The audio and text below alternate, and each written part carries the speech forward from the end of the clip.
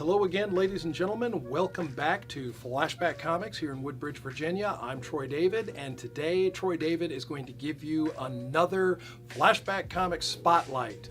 I'm going to kind of triple up on my spotlight. I'm going to begin with saying happy 100th birthday to legendary comic creator, legendary artist Jack Kirby. Originally Jacob Kurtzberg, but Jack Kirby, a man who gave us a lot in the way of comics.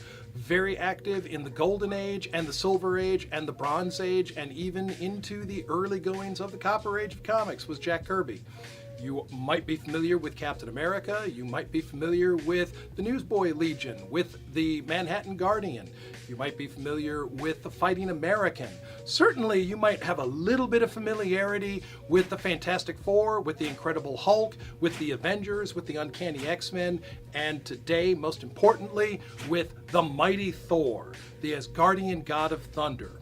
The pages of Thor were where writer Roy Thomas worked in Jack Kirby's legendary Eternals saga.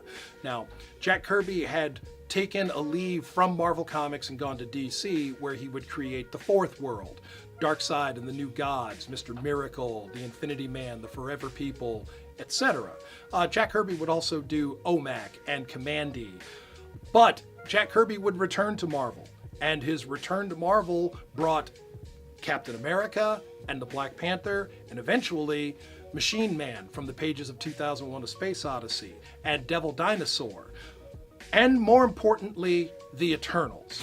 We would see these immortals born from the seed of humanity alongside their primary nemeses, the Deviants, as they battled each other in the coming of the fourth host of the Celestials.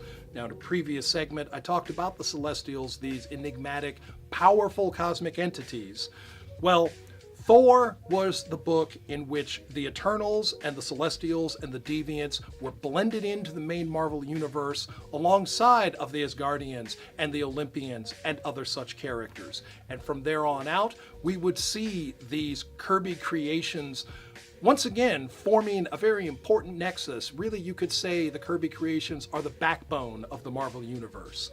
The cosmology of the Marvel Universe grows heavily from the pages of Thor, so if you have not read this modern mythology written by Stan Lee, drawn by Jack Kirby, pushed far and forward by a number of creative teams, writers and artists of all sorts of extraordinary note, let me strenuously recommend that you check out some of this stuff.